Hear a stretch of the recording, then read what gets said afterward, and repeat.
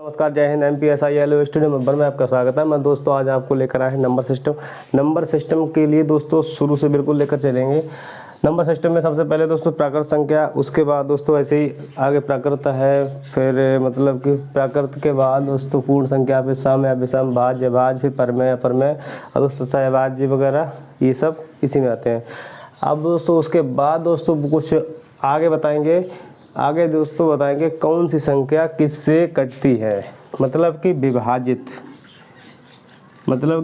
दोस्तों कुछ इकाई अंकों के बारे में जानकारी देंगे। आइए दोस्तों बने रहिए वीडियो में। दोस्तों सबसे पहले प्राकृतिक संख्या की बात कर रहे हैं। प्राकृतिक संख्या दोस्तों क्या होती है? प्राकृतिक संख्या दोस्तों कौन कौन सी होती हैं? सबसे पहली बात, प्राकृतिक संख्या होती क्या है? प्राकृतिक संख्या वो होती है जो किसी से भी कोई गिनती सुनो तो सबसे पहले वो 1 2 3 4 5 इससे ऐसे स्टार्ट करेगा, तो वही मेरी क्या होती है? प्राकृतिक संख्या होगी। मतलब 1 2 3 4 5 6 फिर 7 फिर 8 फिर 9, ये दोस्तों मेरी क्या है? प्राकृतिक संख्या है, ये भी 9। अब दोस्तों उसके बाद क्या हुआ? प्राकृतिक संख्या के बाद दोस्तों फिर क्या हुआ? फिर दोस्तों यहाँ पर अब आगे ऐसी संख्या कोई पता नहीं आगे कितनी संख्या कितनी नहीं, क्योंकि जीरो था ही नहीं। जीरो का आविष्कार दोस्तों कहाँ हुआ? भारत में ही हुआ। तो दोस्तों फिर ये पूर्ण संख्या की बात आई। उसके बाद जब मुझे जीरो मिल गया तब मेरी जो संख्या बन गई पूर्ण संख्या बन गई।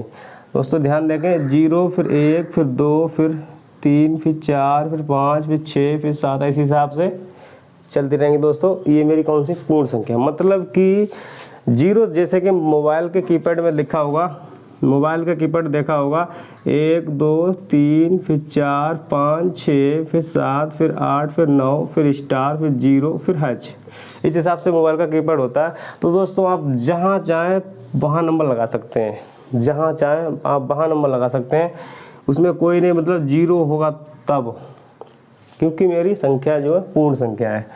दोस्तों आई होप आप ये पूर्ण संख्या दोस्तों मोबाइल के एग्जाम्पल के माध्यम से समझे होंगे। फिर उसके बाद दोस्तों सम संख्या और विषम संख्या। दोस्तों ये सम और विषम दोस्तों ये नॉर्मल तो हर किसी को पता होगी। सम दोस्तों वो होती है जो 2 से पूर्णतः विभाजित हो जाए, कट जाए, उसे क्या कहते हैं? सम कहते हैं। मतलब 2 से कट जाए तो वो क्या मेरी सम हो गई। और 2 से नहीं कटे तो वो मेरी क्या होगी? विषम संख्या होगी। अब दोस्तों बात आती है भाज्य संख्या की। भाज्य संख्या क्या होती है? भाज्य संख्या दोस्तों होती है, भाज्य संख्या का मतलब ये होता है दोस्तों, मान लिया भाज्य संख्या कोई मेरी प्राइम नंबर होगा। प्राइम नंबर कैसे होगा दोस्तों? एक होगी भाज्य, एक होगी अभाज्य। भाज्य संख्या का मतलब होता है, अब दोनों दोस्तों लेकर चला है, एक भाज्य और एक अभाज्य। एक भाज्य ले लिया, एक मैंने अभाज्य ले लिया। अब दोस्तों ये चीज़ समझेंगे ध्यान से बिल्कुल। अगर मान लिया मैंने 2, मतलब कि 2 तो मेरी एक अभाज्य संख्या है, 2 मेरी एक अभाज्य संख्या है, वो कैसे है दोस्तों? अब 2 मेरी अभाज्य संख्या कैसे? इसके अगर मैं गुणनखंड करूं, मतलब कि इसके लिए अगर काटूं तो मेरी ये 2 गुणा 1 हो सकता है, 2 गुणा 1 हो सकता है, और प्लस 1 गुणा 2 हो सकता है। इसमें कोई तीसरा गुणनखंड इसका कोई नहीं होगा, क्योंकि ये जो है इसीलिए मेरी अभाज्य संख्या बोली जाती है। अब भाज्य संख्या क्या हो सकता है? जैसे मान लिया मैंने 4 लिया, एग्जाम्पल के तौर पर, तो इस हिसाब से अगर काटें 2 गुणा 2, 2 दूनी 4 हो जाएगा। फिर 1 गुणा 4, 4 1 चौका 4। उसके बाद दोस्तों 4 गुणा 1, इसके दोस्तों कितने फैक्टर हुए? इसके दोस्तों 3 फैक्टर हो गए। इसलिए मेरे कहने का सेंस ये है कि अभाज्य संख्या वो होगी जिस जो है 2 वक्र या फिर खुद से कटे या फिर एक बार कटे, वो मेरी अभाज्य संख्या होंगी। कोई भी संख्या ले ले। और भाज्य संख्या क्या होंगी? जो 2 से अधिक बार कटे, 2 से अधिक, ऐसा नहीं 2 से 2 बार कटेगी तो मेरी अभाज्य संख्या आ जाएगी। 2 से अधिक बार कटे वो मेरी कौन संख्या होगी? भाज्य संख्या होगी। 4 के बाद दोस्तों 6 ले लें, इसके दोस्तों कितने फैक्टर होंगे? 2 गुणा 3, 3 गुणा 2, 2 3 6, 3 दूनी 6, 1 गुणा 6, फिर 6 गुणा 1, इस हिसाब से दोस्तों इसके 4 फैक्टर होंगे जगह। ये दोस्तों कौन सी मेरी संख्या होगी? भाज्य संख्या होगी। आई होप दोस्तों आप ये चीज़ समझोगे दोस्तों, भाज्य और अभाज्य। अगर दोस्तों लिखा जाए, और दोस्तों एग्जाम में कई बार प्रश्न पूछा जा चुका है, सबसे छोटी अभाज्य संख्या क्या है? सबसे छोटी अभाज्य संख्या मेरी 2 है। दो मेरी दोस्तों ये क्वेश्चन पूछने का तात्पर्य ये रहता है दोस्तों, एक तो पहली बात ये सम संख्या है, पहली बात तो ये सम इवन नंबर है, सम संख्या है, इसीलिए दोस्तों ये मतलब ये इसमें दोस्तों दो खासियत है, एक तो इवन नंबर है और दूसरा जो है अभाज्य संख्या है। फिर उसके बाद दोस्तों आता है सहअभाज्य, ये पता है सहअभाज्य दोस्तों, उसमें लिखा नहीं मैंने, सहअभाज्य। सहअभाज्य दोस्तों क्या होता है, सहअभाज्य वह होगा जिस, सहअभाज्य मतलब दो संख्याएं होंगी जिसका मासा मान लिया 5 13, जिसका मासा 1 हो। मासा दोस्तों अगले, इसके बाद दोस्तों अगले चैप्टर में मासा लासा मासा ये बताएंगे दोस्तों, मासा क्या होता है कैसे होता है। 5 और 13 का अगर मासा निकाला जाए तो क्या मेरा मासा 1 होगा, जिसका दोस्तों मासा 1 होता है, इसी जोड़े के लिए क्या कहते हैं, सहअभाज्य संख्या कहते हैं दोस्तों। आई होप आप ये चीज़ समझे होंगे। उसके बाद दोस्तों क्या है, परमेय संख्या है।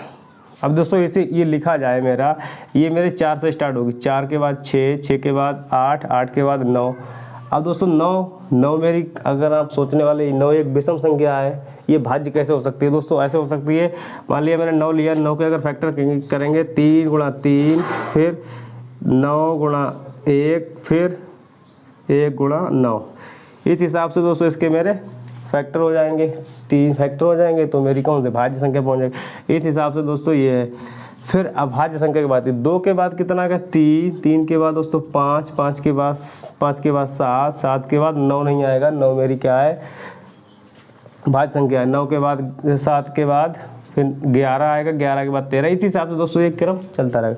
अब दोस्तों बात आती है परमेय संख्या की। परमेय संख्या का दोस्तों मेन रीजन क्या होता है, परमेय संख्या जो होती है मेरी P/Q की फॉर्म में होती है, P/Q की फॉर्म मतलब भिन्न के फॉर्म में होती है, भिन्न के फॉर्म में होता है। ऊपर वाला हिस्से के लिए अंश हर में डिवाइड होता है, मगर इसकी एक कंडीशन एक होती है दोस्तों, P/Q होगा मगर Q के बराबर 0 नहीं हो सकता, Q के बराबर जो है 0 नहीं हो सकता। वो कैसे, जैसे कि मान लिया मैंने 1/3 लिख दिया, 1/3 लिख दिया, 1/3 लिख दिया, 2/5 लिख दिया, 2/5 लिख दिया, इस हिसाब से दोस्तों ऐसे लिखा है। या फिर मैं 0/3 कर दूं दोस्तों, ये तो चल जाएगा, 0/3 ये तो चल जाएगा। अगर मैंने कर दिया 3/0, ये नहीं चलेगा, ये मेरी एक परमेय संख्या नहीं है।